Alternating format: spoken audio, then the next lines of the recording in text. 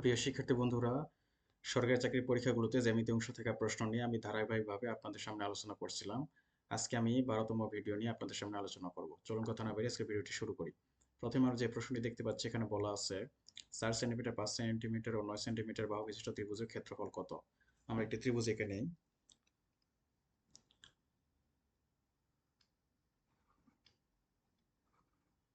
এখানে একটি ত্রিভুজ আঁকলাম। আমরা যদি এটি এ ধরি, এটি বি, এটি সি, তাহলে আমরা এটি যদি এ বাহু ধরি, এটি বি বাহু ধরি, আর এটি হবে সি বাহু।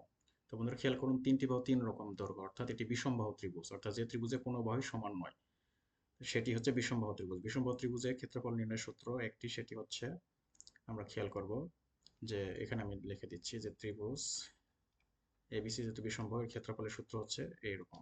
আপনারা নিশ্চয়ই দেখেছেন, নবম দশম শ্রেণীতে আপনারা পড়েছেন যে square root of S into S minus A, S minus B into S minus C. এটি হচ্ছে বিষমবাহু ত্রিভুজের ক্ষেত্রফলের সূত্র। এখন বলতে পারেন বন্ধুরা, এসটা কি? এসটা হচ্ছে অর্ধপরিসীমা, অর্থাৎ এসটা হচ্ছে এই তিনটা বাহুর দৈর্ঘ্য যোগ করে তাকে 2 দ্বারা ভাগ করতে হয়। এই, আর বাকি এবিসি তো আমরা বুঝতে পারলাম, এবিসি হচ্ছে 3 বাহুর দৈর্ঘ্য।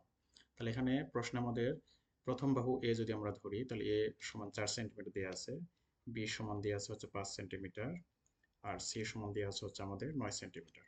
তাহলে শুরুতে আমরা এস এর মানটা বের করে নিব, এই সূত্র দ্বারা এস এর মান বের করে নিব।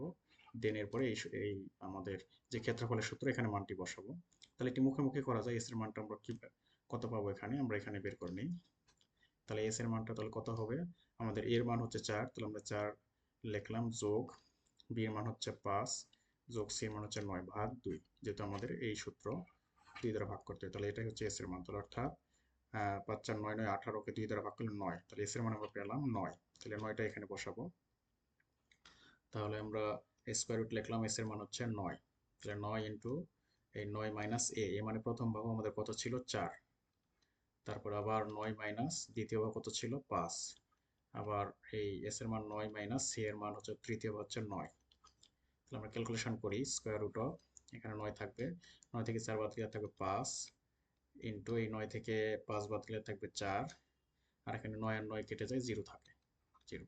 তো বোঝা যাচ্ছে 0 দ্বারা যদি আমরা যে কোনো কিছুকে গুণ করি না কেন, রেজাল্ট হয় 0। তাহলে আমাদের রেজাল্ট হচ্ছে 0। Square root of 0, square root of 0 করলে আমাদের 0ই হয়। খুবই সহজ। তাহলে আমাদের অ্যান্সার হচ্ছে 1 নম্বর, 0 বর্গ সেন্টিমিটার। নিশ্চয়ই বন্ধুরা বুঝতে পারছেন আমি বিষমবাহু ত্রিভুজের ক্ষেত্রফলের সূত্রের মাধ্যমে অঙ্কটি করলাম। তো পরের প্রশ্ন আমরা আসি। একটি ত্রিভুজের 3টি কোণের অনুপাত 3 অনুপাত 4 অনুপাত 5 হলে ক্ষুদ্রতম কোণের পরিমাণ কত ডিগ্রি? এটি খুব সহজ একটা অঙ্ক। আমরা ত্রিভুজটি এঁকে নেই।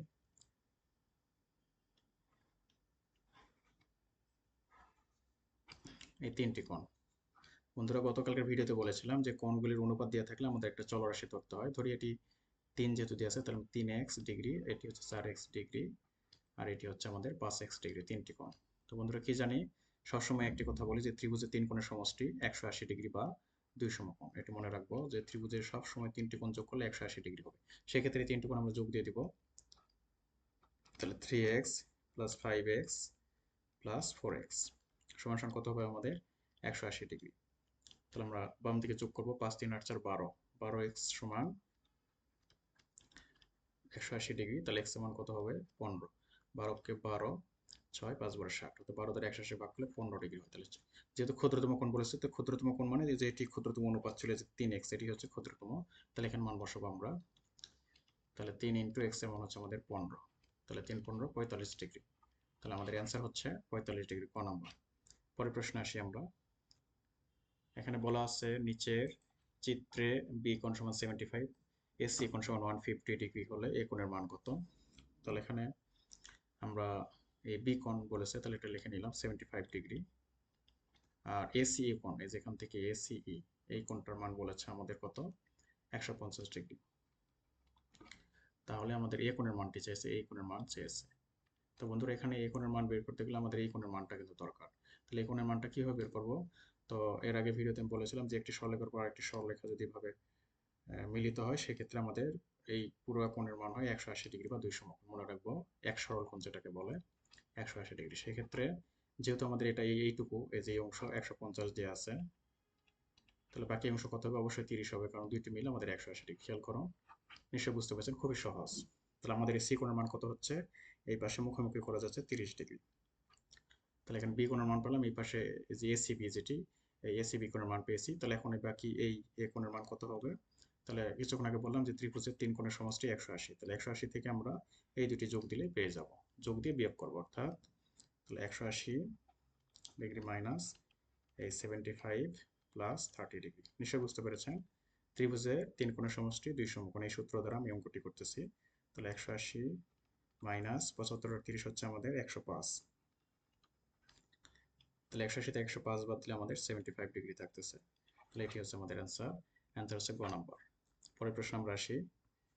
এখানে বলেছে সমকোণী ত্রিভুজের ভূমি এ, উচ্চতা বি এবং অতিভুজ সি হলে কোনটি সঠিক? বন্ধুরা সমকোণী ত্রিভুজে এই যে এটি হচ্ছে সমকোণ, এই অংশটুকু হচ্ছে 90 ডিগ্রি। তাহলে সমকোণের বিপরীত বাহু আমরা জানি অতিভুজ, আর নিচে যেটা থাকে এটা ভূমি, আর উপরে যেটা থাকে লম্ব। সমকোণের সাথে এই লম্ব বা উচ্চতা একই বিষয়। তাহলে আমরা একটি পিথাগোরাস উপপাদ্য জানি, নবম দশম শ্রেণীতে পড়েছি যে এই সমকোণী ত্রিভুজের ক্ষেত্রে অতিভুজের স্কয়ার সমান লম্ব স্কয়ার যোগ ভূমি স্কয়ার, অর্থাৎ অতিভুজের উপর বর্গ করলে যেটি হয়, লম্ব এবং ভূমির উপর বর্গ করে যোগ করলে একই রেজাল্ট হয়। তো সেই ক্ষেত্রে এই সূত্র দ্বারা আমি অঙ্কটি করবো। তাহলে এখানে লম্ব, তাহলে আমাদের ভূমি কত দিয়ে আছে? ভূমির মান দিয়ে আছে এ। তাহলে অতিভুজ কত দিয়ে আছে? সি। আর এখানে উচ্চতা বলেছে, উচ্চতা মানে লম্ব, লম্বর মান আমাদের বি। তাহলে এখানে মান বসাবো। তাহলে অতিভুজের মান আমরা বসালাম সি, তার উপর স্কয়ার। তাহলে লম্বর মান আমাদের কত? বি, তার উপর স্কয়ার। আর ভূমির মান কত? এ, তার উপর স্কয়ার। তাহলে এটাই হচ্ছে অ্যান্সার, খুবই সহজ। তাহলে আমাদের অ্যান্সার কত নাম্বার? C number. তো একটু সাজিয়ে লিখলে আমাদের এটা সামনে আসবে একই বিষয়। তাহলে এ স্কয়ার প্লাস বি স্কয়ার। তাহলে আমাদের অ্যান্সার হচ্ছে সি নাম্বার। পরের প্রশ্ন আমরা আসি। সমবাহু ত্রিভুজের প্রত্যেকটি কোণের পরিমাণ কত? খুবই সহজ অঙ্ক। বন্ধুরা গতকাল ভিডিওতে বলেছিলাম যে সমবাহু ত্রিভুজ মানে যে ত্রিভুজের 3টি বাহুই সমান।